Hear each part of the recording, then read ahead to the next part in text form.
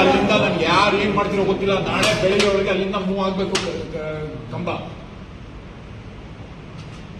ಯಾವನ್ ಹೇಳ್ತಿರೋ ನಿಮ್ಗೆ ಅದನ್ನ ಬಾಯ್ಬಿಟ್ಟು ಹೇಳಿ ಯಾವನು ಹೇಳ್ತಾನೆ ಅಂತ.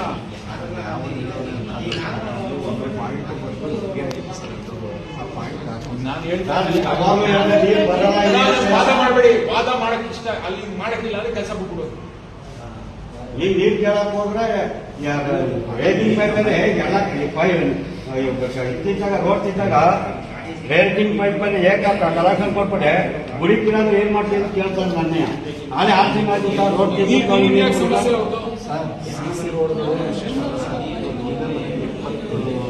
ಮಾಜಿ ಮೆಂಬರ್ ಹೇಳ್ತೀರಿ. ಮಾಜಿ ಮೆಂಬರ್ ಏನು ಪಿ ಡಿ ನೀವಿಲ್ಲ ಅಂತ ಯಾವ ಆನ್ಸರ್ ಕೊಡೋದು.